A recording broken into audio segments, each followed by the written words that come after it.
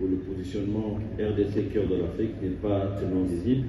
Le plus important, c'était de faire accepter d'abord ce positionnement, qui maintenant est un positionnement accepté par le gouvernement et qui nous permet maintenant d'avoir des différentes déclinaisons.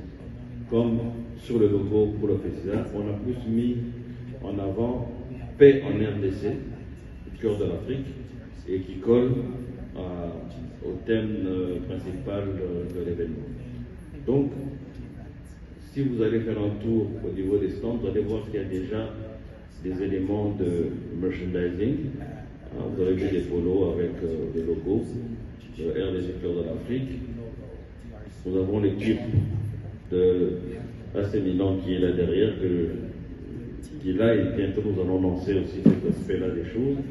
Ce n'est pas le lieu pour aborder ça, mais il y a toute une stratégie, parce que ce n'est pas comme si nous avancions les yeux fermés, il y a toute une stratégie pour asseoir cette marque-là, et autour de ça, comme l'a dit le secrétaire général, positionner le pays comme cœur de l'Afrique, en disant que sur le plan des ressources minérales rares, nous sommes positionnés.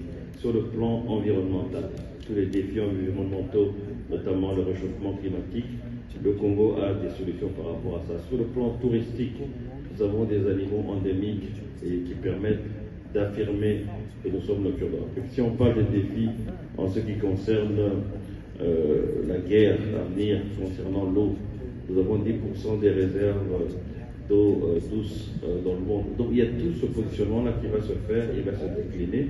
Mais nous avons besoin justement de vous les médias pour nous aider à partager ce message et à lutter contre une certaine propagande négative sur le pays et ainsi contribuer avec vous à construire un narratif positif en créant ou pas en fabriquant, mais en collectant des images positives sur le pays. Le secrétaire vient de le dire, une des premières tâches que nous avons faites en accédant au ministère, c'est de créer une base de photos, de vidéos, qui montre le Congo sous un autre visage que celui dépeint par une certaine presse internationale télécommandée.